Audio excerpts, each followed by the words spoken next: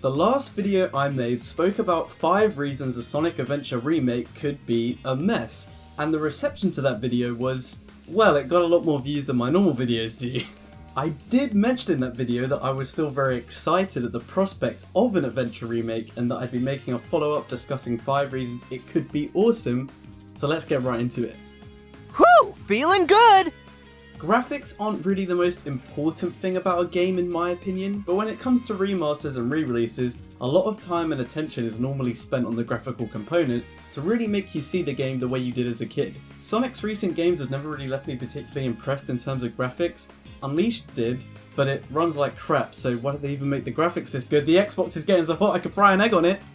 This really could be a great way for Sonic Team to show us how amazing a Sonic game could look on the next generation. Just imagine seeing Emerald Coast fully remade in HD, the waves crashing against the beaches, people sitting at the resort, dropping down into the Red Mountain volcano, the lava illuminating as it reflects off Sonic, craters flying out in incredible detail, re-exploring and rediscovering the mystic ruins of the tribal lady sings. Whew! Feeling good! I know. In the last video I labelled this as a negative, but there really are 2 sides to this. On the one hand, you risk losing the charm of the original, but the truth is, the voice acting is going to be replaced. There's no denying that it will happen, but this could be a good thing. First of all, the weird pauses, the awkward lip sync, the bad delivery, all of that stuff is funny and charming, but let's be honest, having the current voice cast retell the story without those things will be much better. Whilst there is the possibility that a new script will simplify or retcon parts of the story, if done correctly and told well, the story could definitely be improved greatly. I know I said I'm not a huge fan of the current voice cast, but there is no denying that they'll be able to bring a lot more life to the story and really make it feel more modernised without losing the core plot of the original game. Whew! Feeling good! Again, this is another point of discussion I labelled as a negative last time. If you just forget about the microtransaction side for a few minutes, the potential here is absolutely insane. For starters, they could add new Chow minigames, bring in the karate from SA2 but also add new stuff. Chow cooking, Chow tennis, there are a lot of options here. I could literally Chow football, Chow basketball, it goes on. Clothing would be a natural inclusion as well. You could dress up your Chow in all kinds of outfits. Seasonal outfits, Sega characters. They could basically take all the customization from the Forces custom character and scale it down for the Chow. It would all work, it would all fit. New Chow forms could be cool as well. It would be awesome to see stuff like a Takao Chow and a Big Chow especially. That would be really amazing.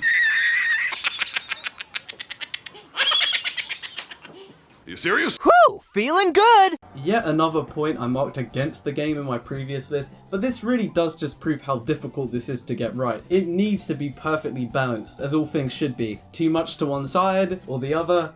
Certain aspects of the game need overhauling. It's pretty obvious. Naturally, I'm apprehensive at the thought of changing too much. Sonic should stay exactly the same in my opinion. There's really not anything wrong with how he controls. Knuckles is completely fine too. I'm sure they could refine the few spots where he gets a bit janky with the terrain, but otherwise, no complaints from me there either. Let's talk overhauls. Starting off with the most obvious, the one you've all been waiting to hear. Tails, wait no, Big. Big's fishing levels are in serious need of improvement, and I think I figured out the solution. Remove them. All jokes aside, making Big optional would be a great way to improve the overall game, but let's go a step further and consider ways it could be overhauled. Firstly, I'd scrap the whole open water with random fish in it. The only reason you go in there is to get froggy. Nobody ever spends any time catching the other fish on purpose. The thing that most fishing games or mini-games have in common is speed.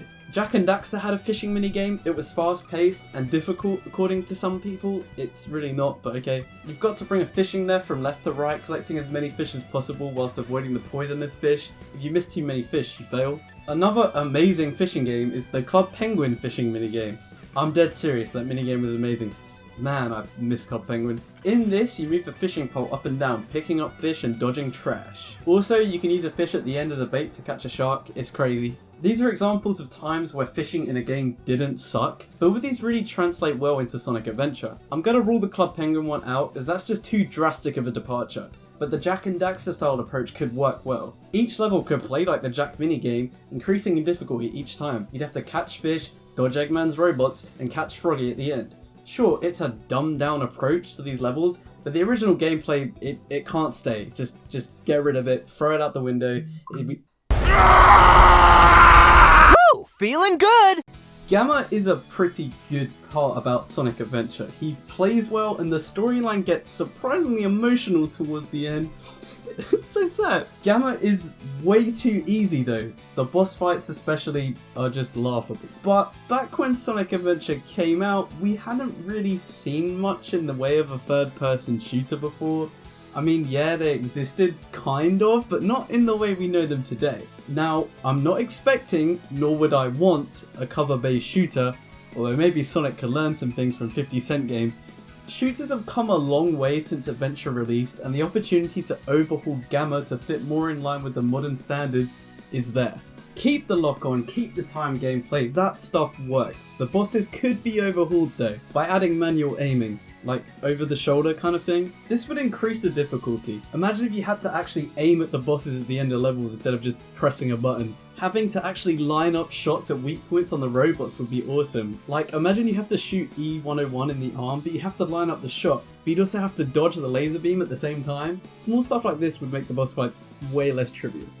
So yeah, there are my 5 reasons why I think a Sonic Adventure remake could be awesome if they added some of these things. Let me know if you agree with any of the things I've said, and also what you'd like to see from an Adventure remake. If you did enjoy, then make sure to like the video, subscribe as well. Thanks for watching, I'll see you next time.